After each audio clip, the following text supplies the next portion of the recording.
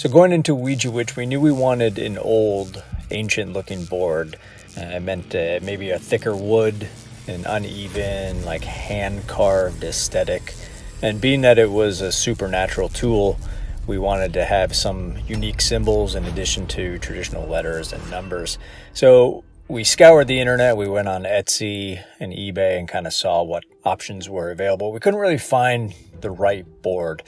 And then our director and producer, Ryan, found this guy on YouTube, Ryan Bates of Bates Woodworking, and he reached out to them and we had a conversation and we ended up hiring him. This is his video of the creation of the board for our movie Ouija Witch. And it took Ryan 3 days to make the board. He actually made 2 for us. We needed 2 because one of them we were going to actually put into a fireplace. So that one would be burned in reality, so we needed a second board, also just in case something broke. So he made this time-lapse video over the course of 3 days. It's a 3-minute video to represent 3 days of good work. So what was important to us for the board is that it looked like it had been used a few times over the centuries, had some scratches, some burnt-in markings, some rough edges, make sure it looked aged. Now in the design you can see this black concave center, and the idea was that the center of the board was historically where blood of the folks that were using the Ouija board would be collected as part of a ritual, which actually happens in Ouija Witch when Sean Young, or Lilith, cuts our lead's hand, Sarah, played by Miley Rose. She cuts her hand and the blood drips down onto the board. And in the corners of the board, these symbols, these 4 triangles, they're actually pagan symbols for the elements of the earth. And down at the bottom we have salve and vale.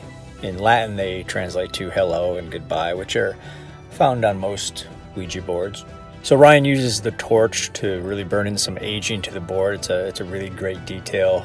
Overall burning of the board at the end of the video kind of give it the same thing, an aged look. So then on the planchette, we also wanted that to look aged and used from centuries of use. And up in the upper left hand corner you can see a moon phase. That particular moon phase is called the waning moon phase, and it's related to losing debts, losing illnesses, negative people, cutting toxicity from one's life.